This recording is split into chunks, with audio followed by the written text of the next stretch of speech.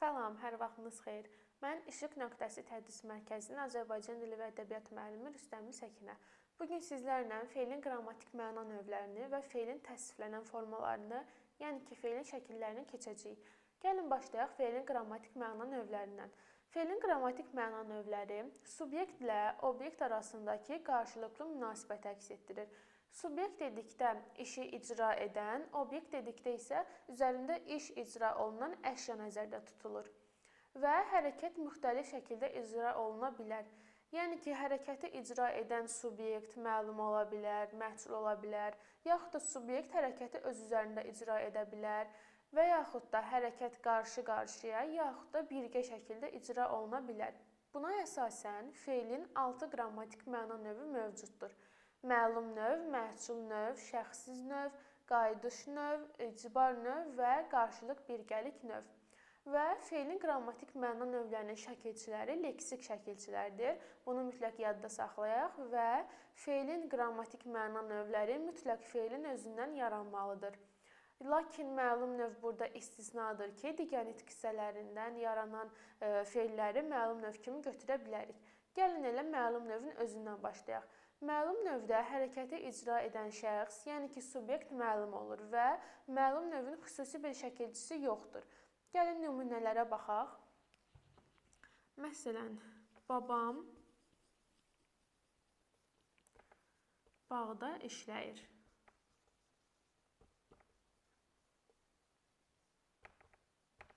Babam bağda işləyir. Hərəkətimiz burada işləməkdir. Hərəkəti kimin icra etdiyi məlumdur. Hərəkəti babam icra edib. Ona görə bizim feilimiz məlum növdə işlənmiş feildir. Çünki bizim subyektimiz məlumdur. Hərəkəti baba icra edir. Lakin bəzən məlum növ işlənmiş cümlədə subyekt olmaya da bilər. Lakin biz onu bərpa edə bilərik. Nəyə əsasən bərpa edə bilərik? Feilin şəxs şəkilçisinə baxaraq subyektimizi bərpa etmək mümkündür. Məsələn, deyə bilərik ki, dərs oxudum.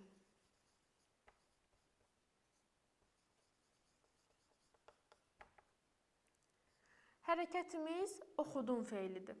Lakin subyektimiz məlum deyil.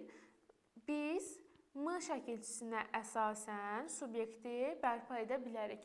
M şəkilçisi birinci şəxs təkinin şəxs şəkilçisidir. Buna əsasən də subyektimiz burada mən olacaq. Dərs oxudum, mən dərs oxudum. Bu şəkildə subyektimizi bərpa edə bilərik feilin şəxs şəkilçisinə baxaraq. İndi isə gəlin məhsul növdən danışaq. Məhsul növdə hərəkəti icra edən, yəni ki, subyekt məhsul olur. Və ıl, ın, n şəkilçiləri vasitəsilə düzəlir. Gəlin nümunələrə baxaq. Məsələn, ağac kəsildi.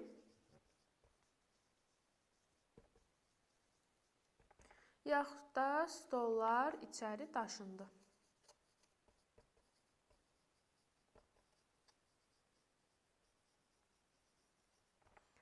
Hər iki feilimiz məhsul növdədir. Çünki ağacı kimin kəsdiyi, yaxud da stolları içəri kimin daşıdığı məlum deyil. Buna görə feillərimiz məhsul növdədir. Və hər ikisində də məhsul növün şəkilçiləri işlənmişdir.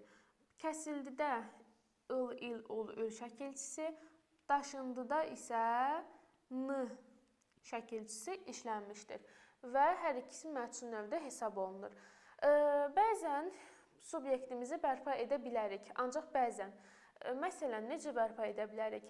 Ağac bağban tərəfindən kəsildi. Bu zaman tərəfindən sözü istifadə olunur. Ağac bağban tərəfindən kəsildi. Yaxud da stollar içəri, məsələn, uşaqlar tərəfindən daşındı. Bu şəkildə bərpa edə bilərik. Lakin yenə də məhsul növ hesab olunur. İndi isə danışaq şəxssiz növdən. Şəxssiz növdə məhsul növ kimi hərəkəti icra edən məhsul olur. Və şəxssiz növün şəkilçiləri də ıl, ın və n şəkilçiləridir. Məsələn, misallara baxa bilərik ki, iclasda məsələyə toxunuldu.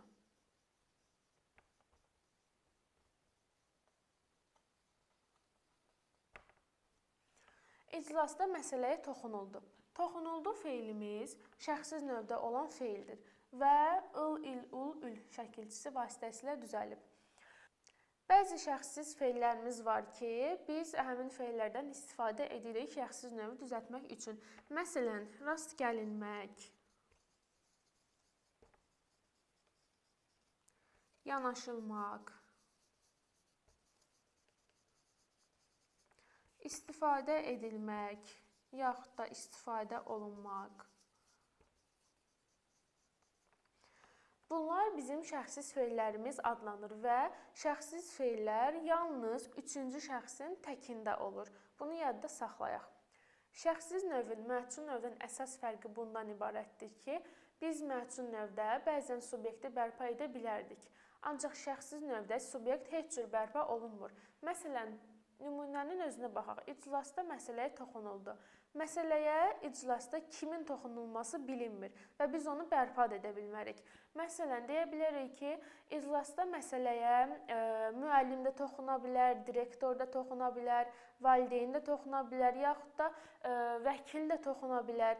Yəni, çox olduğuna görə biz burada heç cür subyekti bərpa edə bilmərik. Buna görə də bu şəxssiz növdə sayılan feil hesab olunur. Məhcun növün əsas fərqi yəni bundan ibarətdir. İndi isə qayıdış növdən danışaq. Qayıdış növdə subyekt hərəkəti öz üzərində icra edir. Qayıdış növün şəkilçiləri ıl, ın və n şəkilçiləridir. Məsələn, nümunələrə baxaq. Paltarı geyindim.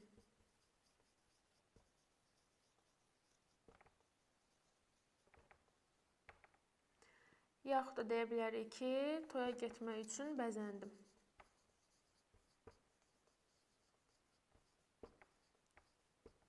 Toya getmək üçün hətta bəzəndi yazaq.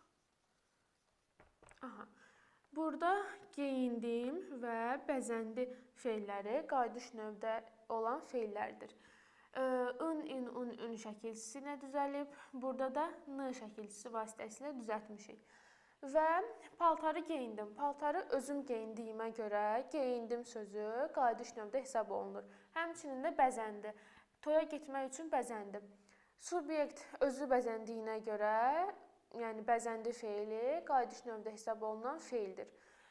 Bəzən qayıdış növlə məhcun növü bir-birinə qarışdırırlar. Çünki şəkilçiləri eynidir. Gəlin nümunə əsasında deyək ki, məsələn, toya getmək üçün bəzəndi və otaq bəzəndi.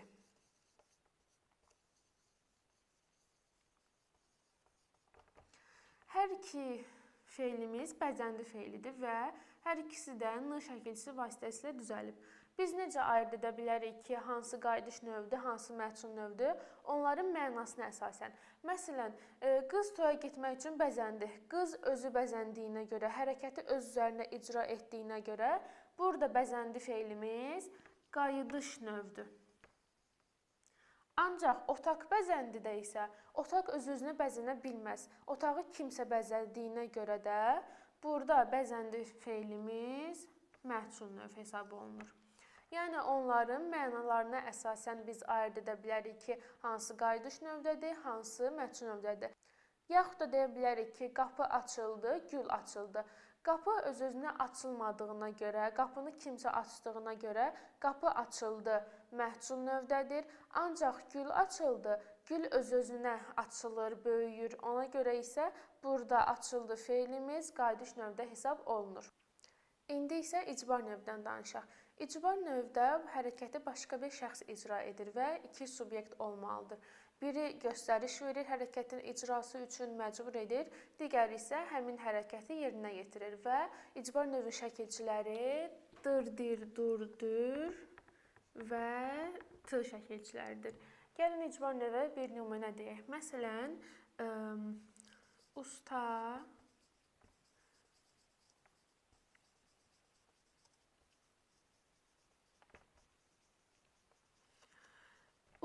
daşları yığdırdı.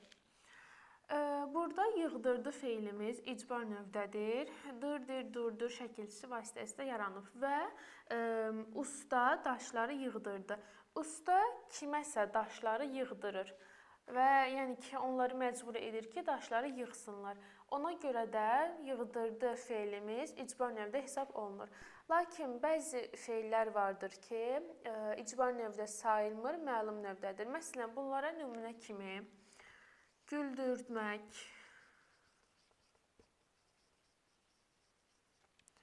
yandırmaq və ya söndürmək. Bu kimi feillərdə dır-dir, dur-dur şəkilçisi olsa da, bu feillər icbar növdə yox, məlum növdə sayılır. Məsələn, deyə bilərik ki, uşağı güldürdüm, işığı yandırdım, işığı yaxud da söndürdüm. Burada hərəkət başqa bir şəxs tərəfindən icra olunmur. Bir subyekt olduğuna görə belə feillər məlum növdə olan feillər sayılır. Yenə deyirəm, dır-dir, dur-dur şəkilçisi olsa da icbar növdə yox, məlum növdə olan feillər sayılır. Bunları icbar növdə necə işlədə bilərik? T şəkilçisini artırmaqla biz bunları icbar növə çevirə bilərik. Məsələn, güldürtmək, yandırtmaq, söndürtmək. Belə olanda bu feillər icbar növdədir. Ancaq t olmasa güldürmək, yandırmaq, söndürmək olanda isə bu feillər məlum növdə sayılır. Qarşılıq birgəlik növdə isə hərəkət ya iki şəxs arasında qarşı-qarşıya, yaxud da bir neçə şəxs arasında birgə şəkildə görülür və qarşılıq birgəlik növü şəkilçisi ış, iş, uş, üş və şı şəkilçisidir. Gəlin nümunələrə baxaq. Məsələn, döyüşçülər döyüşürlər,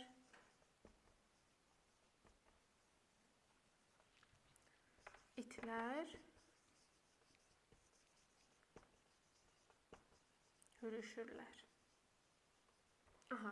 Döyüşçülər döyüşürlər, itlər hürüşürlər. Döyüşürlər feili və hürüşürlər feili. Döyüşçülər, iki döyüşçü qarşı-qarşıya döyüşdüyünə görə döyüşürlər feili qarşılıq növdə, itlər hürüşürlər isə bir neçə it bir yerdə hürüşdüyünə görə hürüşürlər feili birgəlik növdə hesab olunur. Bəzi sözlər var ki, onlarda qarşılıq birgəlik mənası olsa da, həmin feillər qarşılıq birgəlik növdə sayılmır. Məsələn, yaza bilərik ki, məsləhətləşmək,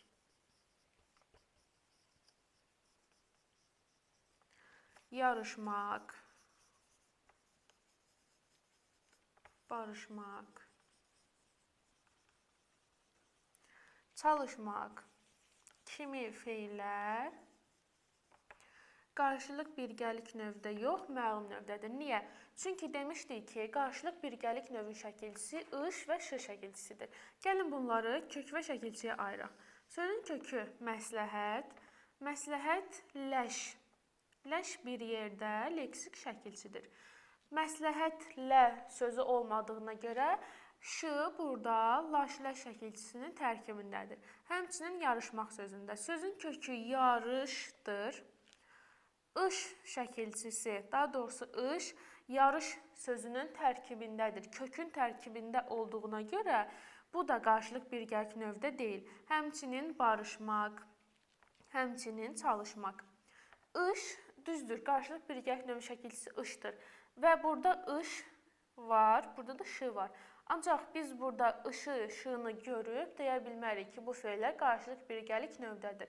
Çünki kök və şəkilçiyə ayıranda şəkilçi ış ayrıca götürülmədiyinə görə, sözün tərkibində olduğuna görə bunlar qarşılıq birgəlik növdə yox, məlum növdə olan feillərdir. Bunu da yaddan çıxarmayaq. İndi isə feilin təsniflənən formalarından danışaq. Feilin təsniflənən formaları dedikdə şəxsi və kəmiyyətə görə dəyişən feillər, yəni feillərin şəkilləri nəzərdə tutulur. Feilin 6 dənə şəkli var. Əmr şəkli, xəbər şəkli, arzu şəkli, vacib şəkli, lazım şəkli və şərt şəkli. Feilin şəkillərinin şəkilçiləri qrammatikdir. Feilin növlərinin şəkilçiləri leksik, şəkillərin şəkilçiləri isə qrammatikdir. Bunu yaddan çıxarmayaq. Gəlin şəkillərimizdən danışaq. Birinci, əmr şəklindən danışaq. Əmr şəkli dedikdə əmr, xahiş, təklif, buyruq nəzərdə tutulur və əmr şəklinin xüsusi bir şəkilçisi yoxdur. Feilin şəxs şəkilçiləri vasitəsilə düzəlir. Gəlin bir feili götürək və onu əmr şəklində işlədək. Məsələn, gəlim birinci şəxsin təkində, gəl ikinci şəxsin təki, gəlsin üçüncü şəxsin təki. İndi bunların cəmini yazaq. Gələk birinci şəxsin cəmi, gəlin ikinci şəxsin cəmi, gəlsinlər üçüncü şəxsin cəmidir. Və əmr şəkli olan cümlələrdə bəzən əmr ədatlarından istifadə edə bilərik. Məsələn, gəl gedək, qoy danışsın kimi ədatlardan istifadə edə bilərik. İndi xəbər şəklindən danışaq. Xəbər şəkli işin kim, yəni neçənci şəxs tərəfindən və nə zaman icra olunduğunu bildirir. Xəbər şəklində xüsusi bir şəkilçisi yoxdur, zaman şəkilçiləri vasitəsilə düzəlir. Və bunu yadda saxlayaq ki, əgər sözdə zaman şəkilçisi varsa, həmin söz feilin xəbər şəklində olan söz hesab olunur. Məsələn, deyə bilərik ki, oxudum, oxuyursan,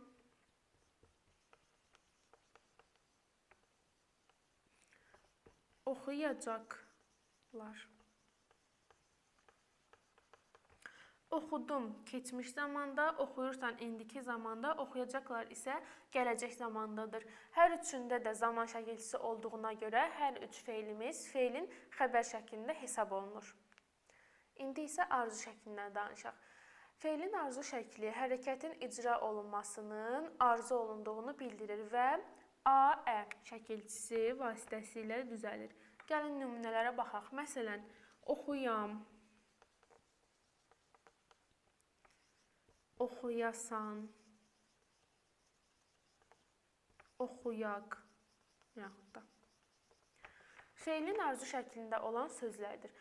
Arzu şəkli işlənən cümlədə bəzən arzu ədatlarından istifadə edə bilərik. Məsələn, kaş, gərək, təki, barı bu arzu ədatlarından istifadə olunur. Məsələn, deyə bilərik ki, kaş oxuyam, təki oxuyasan, barı oxuyaq şəklində olur. Və bir məqam var ki, əmr şəklinin birinci şəxs cəmi də, arzu şəklinin birinci şəxs cəmi də aq əkdir. Məsələn, yazaq,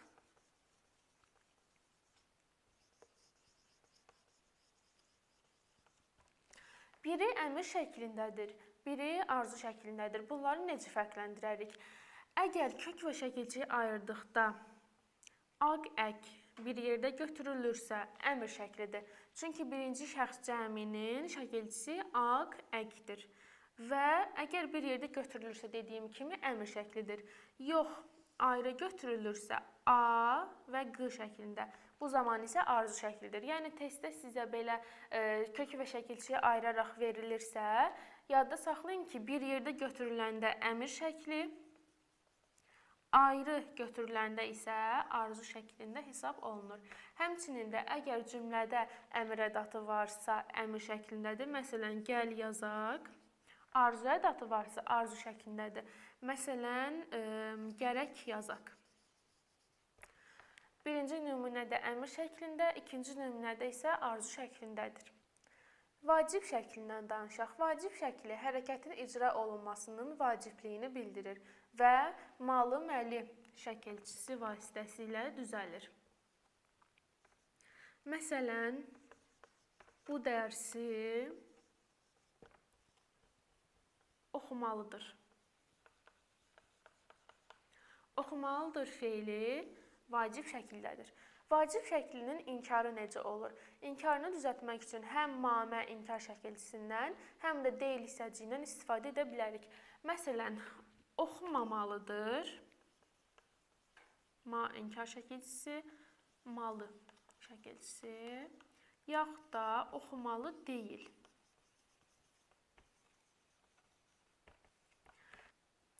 Hər iki nümunədə də inkar formasını yarada bilərik. Feilin lazım şəkli nədir? Feilin lazım şəkli hərəkətin icra olunmasının, yaxud da olunmamasının lazımlığını bildirir və ası əsi şəkilçisi vasitəsilə düzəlir. Məsələn,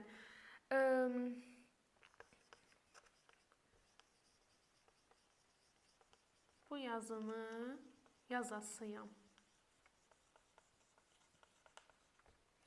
Ası əsi şəkilçimiz yazasıyam feili də feilin lazım şəklində olan feildir. Feilin lazım şəklinin inkarını düzəltmək üçün yalnız deyil hissəciyindən istifadə edilir. Mamə inkar şəkilçisi heç cür feilin lazım şəklinin inkarlığını yaratmır. Yalnız deyil hissəciyi. Məsələn, yazasıyam, yazası deyiləm.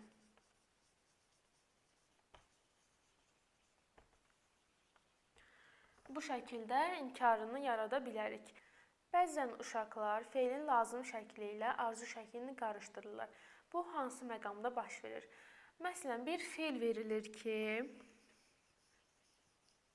gələsiniz. Uşaqlar burada ası əsini görüb, birbaşa bunu lazım şəklində götürürlər. Amma bu feil lazım şəklində deyil, arzu şəklindədir. Niyə? Çünki sınız, sunuz burada şəxs şəkilçisidir.